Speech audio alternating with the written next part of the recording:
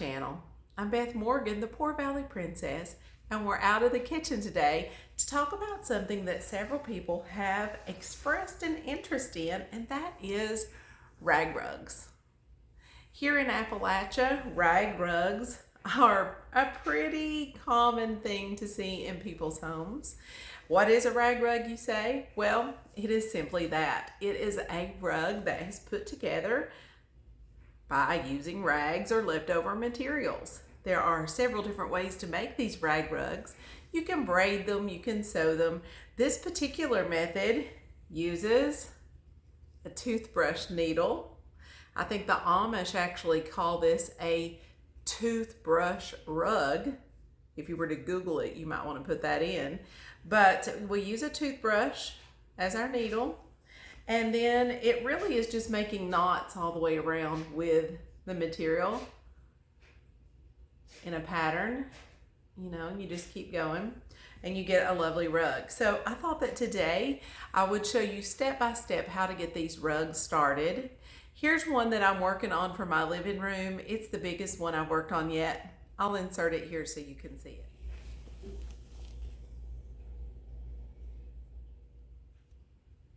There is a trick to getting them larger, and I will show you that as we do it. But I love to make rag rugs I've made several for family and friends. It's a great way to use up that extra fabric, and they're just homey. I don't know.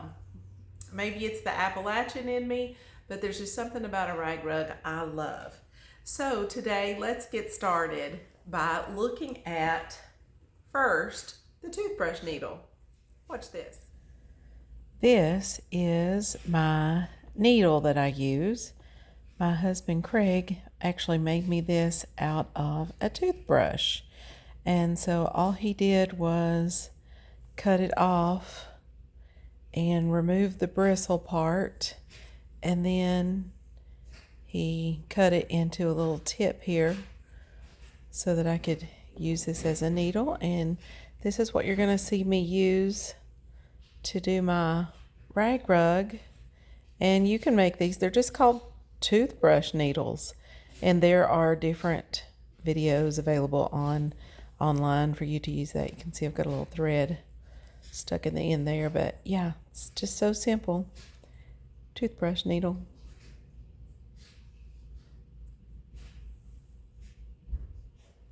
I've had this one for several years, so it's done quite a few rugs.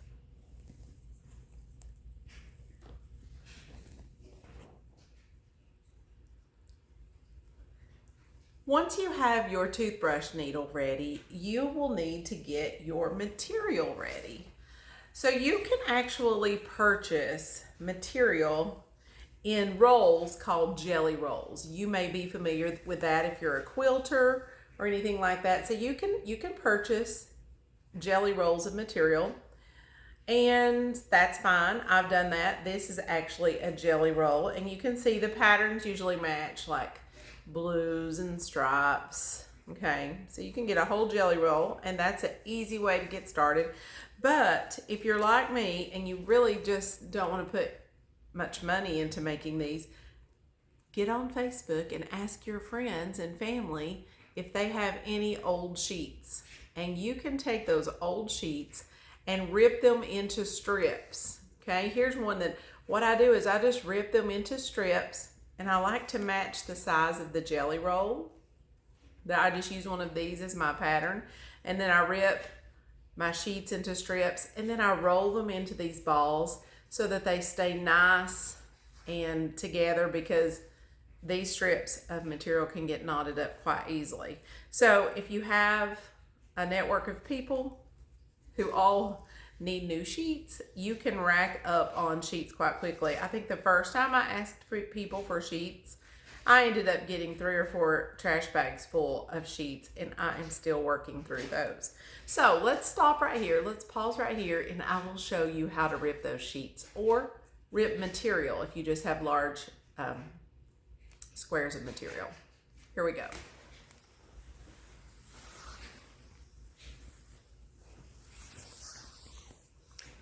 All right, so here I have, this was actually a fitted sheet, and I went ahead and I ripped off all the elastic all the way around. So now all I have is the big piece of material. And what I'm gonna do is take one of my jelly roll strips, and I'm just gonna use that as my template so I know how big I want my material to be, okay?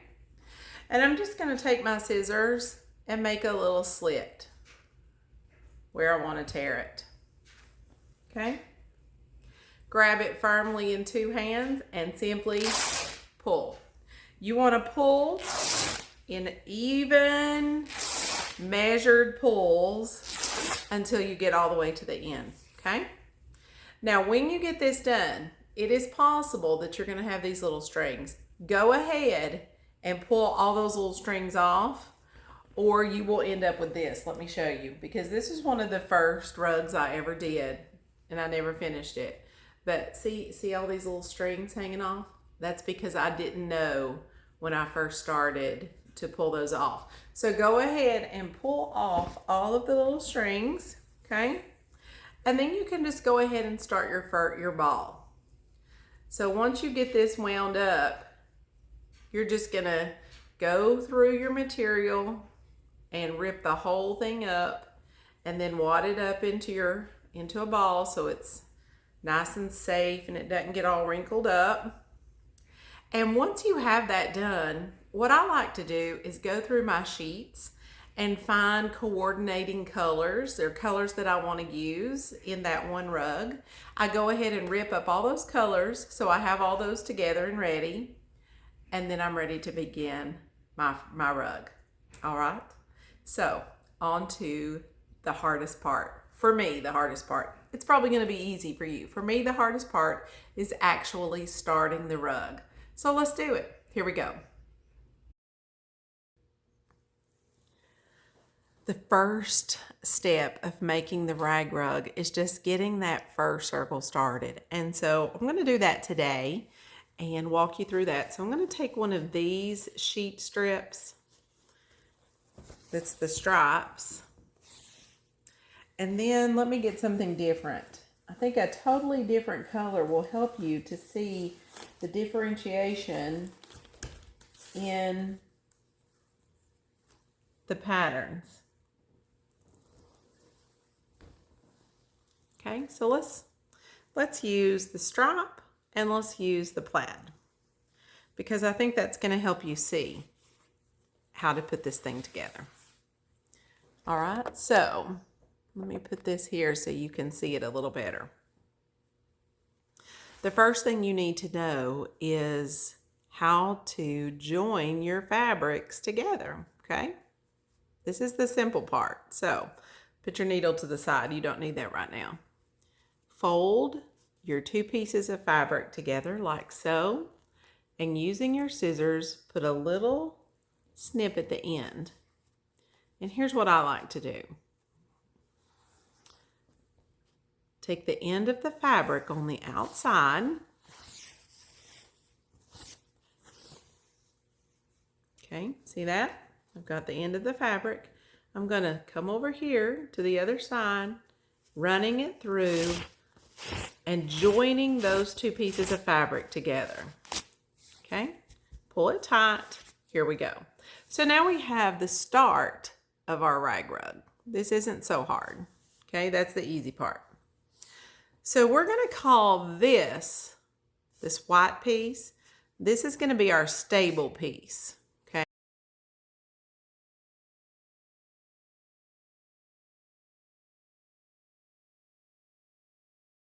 It's going to be our stable piece. This piece is going to be our needle piece. This is the piece we're going to work with. So let's take that plaid piece then, and let's put our needle at the end of that piece so that we remember it's our working piece. Holding the knot in your hand, you can see I took the stable piece and I tucked it under my leg. I like to do this sitting in a chair. For me, it just works. Some people do it sitting at a table. For me, it just works to sit in a chair because I like to tuck that so it's tight and I can work with it a little bit easier. But now take your working piece with the needle in it, okay?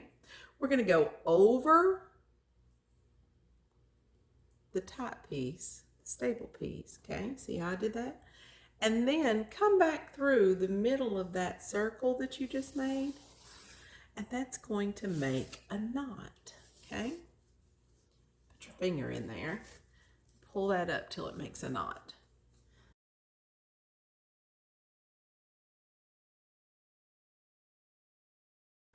Okay, that's not so hard, right? Okay, so you got your knot. Keep your finger in there because you don't want that knot to close. You want to keep that little loop there, okay?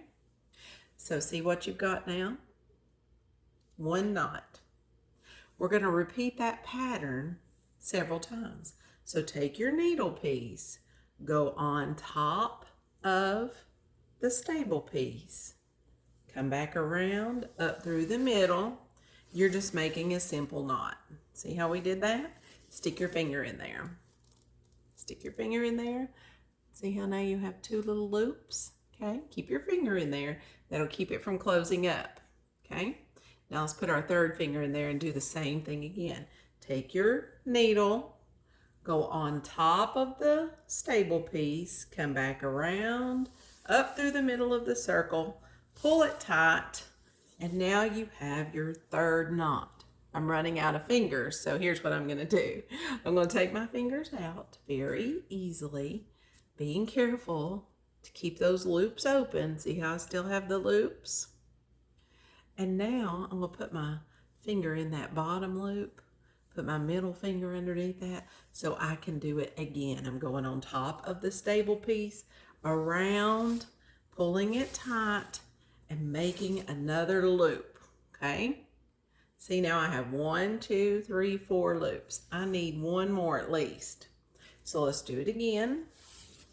Put my finger in there. And now I have 5 loops. 5 loops. So I can take my fingers out and look at that, okay? Look at that, see? I have 5 loops. That's not so hard, is it? Now the challenge is that we have got to flip this over, okay? So I'm gonna take the whole thing and I'm gonna flip it over so that my stable piece and my running piece are now going to the left side of my body, okay? So I was on my right, now I'm flipping over to my left. I'm gonna take my stable piece and put it under my left leg, okay? So I have my stable piece under my left leg.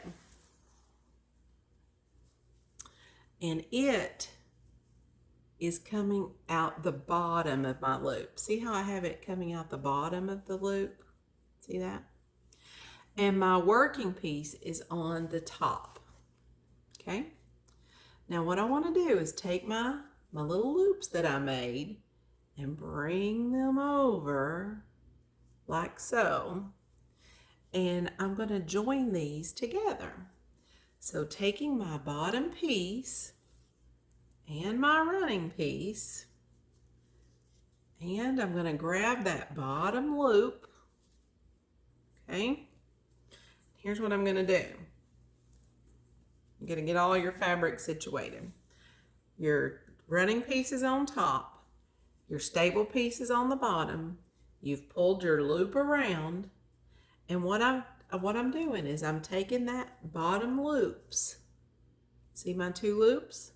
And I'm just going to put them on top of each other, okay?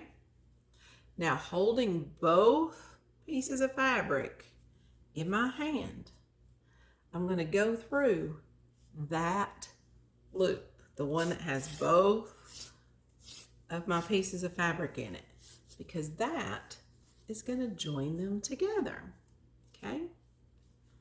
Then pull. You might have to work with it a little bit to make it flat, but pull it around so that it's flat, okay? See that?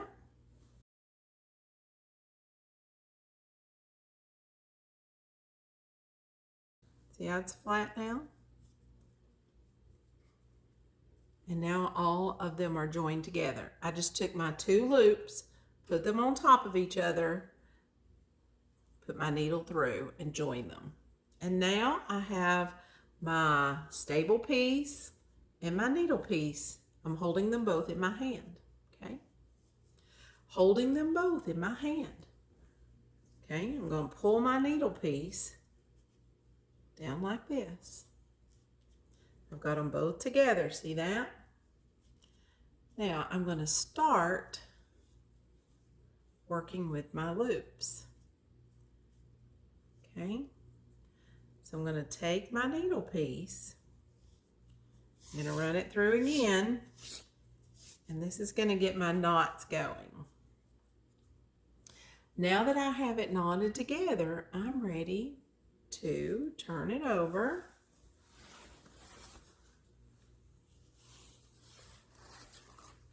And I'm ready to start going through each loop, just like I am on this big one up here, okay? So see how I flipped it over? So now my knots, my circle knots are on the bottom, but my needle thread and my stable thread are on the top,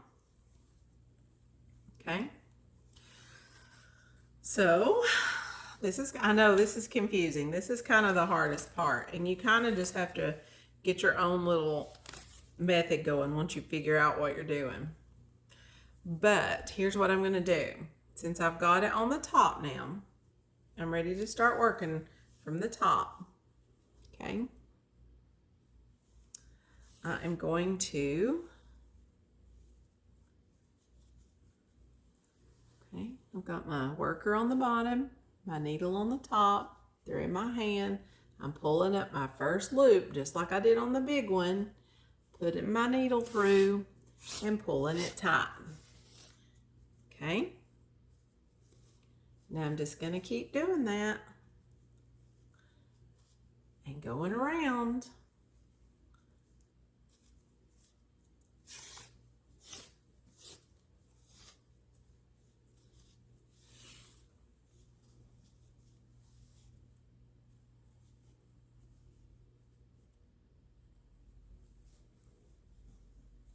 And we'll get this one going.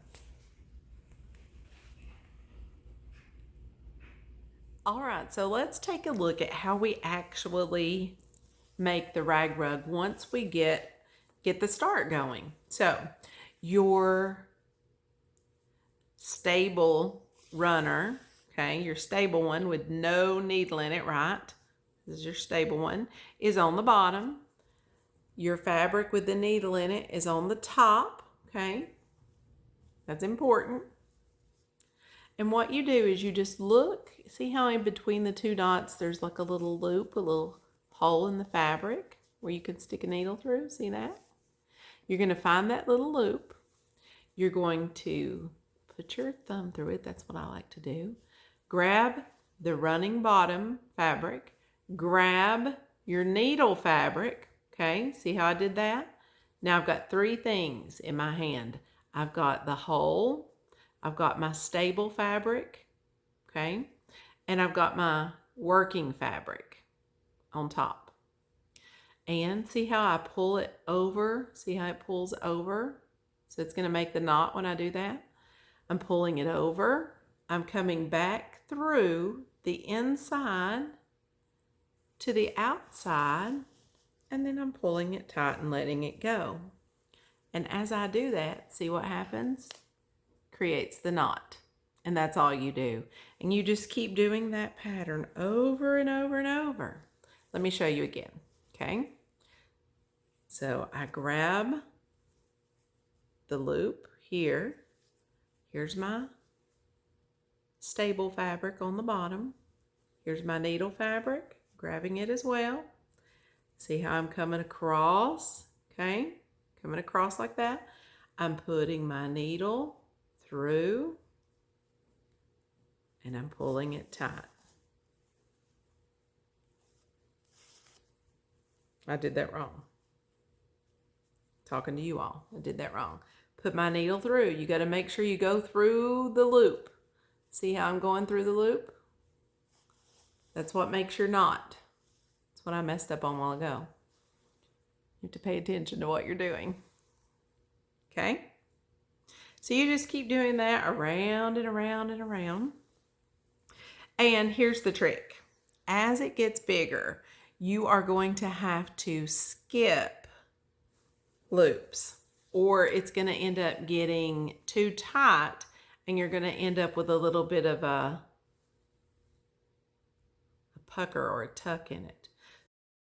So right now you can see mine is still flat, but I'm guessing if I go a couple more rows, then I'm going to have to come here, and instead of doing every single one, I'm going to skip loops as I go around, and that's going to give it enough fabric that it won't pucker, and then I can just start doing every row again. So I'm going to guess about every 10 to 15 rows, once you get out this way, you need to do a skipping row so that you don't get that pucker in your rug. All right, so give it a try. These rag rugs are so fun to do. And like I said, the written directions are down below. So if you need to see it written out,